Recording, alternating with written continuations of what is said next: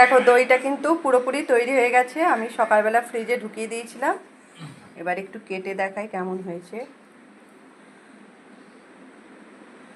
দেখো খুব মিনিট মতন আমি জাল দিয়ে নিলাম। এবার নেব পাউডার দুধ, এর সঙ্গে মেশাবো। এটার মধ্যে আমি 2 চামচ পাউডার দুধটা দিয়ে নিচ্ছি। এটাকে খুব ভালো করে কিন্তু মেশাতে হবে।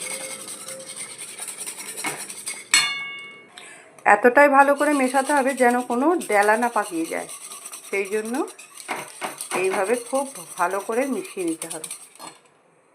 দুধের জন্য আগে তো 2 চামচ ক্যারামেলকের জন্য দিয়েছি, তারপর গুঁড়ো দুধটা ছিল, তাতেও একটু মিষ্টি ছিল, সেই জন্য আমি এখানে ঠিক এই 2 চামচ দুধই দেবো। এটা দেওয়ার পর কিন্তু দুধটা একটু পাতলা হবে। দেখেছো কতটা ঘন হয়ে গেছে?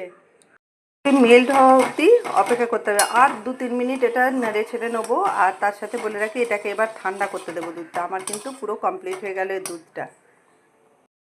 আমি এই যে 3 চামচ না 2 চামচ মতো নিয়েছি এই মিষ্টি দইটায়। এটাই কিন্তু ছাঁচটা। এবার এটাকে খুব ভালো করে ফেটিয়ে নেব।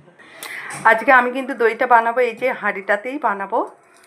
দুধটা একটু ঠান্ডা হয়ে গেলে এবার এই যে ফেটিয়ে রাখা দইটা ওর সঙ্গে মিশিয়ে এর মধ্যে ঢেলে দেবো।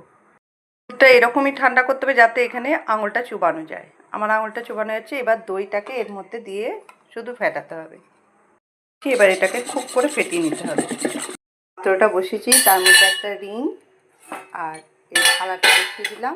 এর মধ্যেই কিন্তু দইটা বসাবো। দইটা ফেটানো হয়ে গেছে। এবার দেখো এই দইয়েরই আমি ভাঁড়টার মধ্যে ঢেলে নিচ্ছি।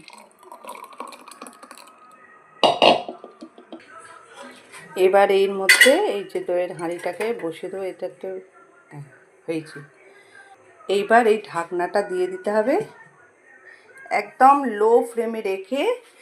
আমি কিন্তু একদম দেখো লো ফ্লেমে রেখেছি। এটাকে প্রায় 25 মিনিট মতন এইভাবেই রাখতে হবে।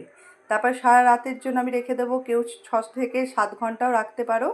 তারপর ফ্রিজে রাখবো। তারপর কাল সকালে দেখাবো কীরকম কী হচ্ছে। দেখো দইটা কিন্তু পুরোপুরি তৈরি হয়ে গেছে। আমি সকালবেলা ফ্রিজে ঢুকিয়ে দিয়েছিলাম। এবার একটু কেটে দেখাই কেমন হয়েছে। দেখো খুব সুন্দর একদম টাইট হয়েছে। কোনো রকম জল কাটবে না। আমি যে পদ্ধতিটা করেছি তোমরা করে দেখো, খুব ভালো।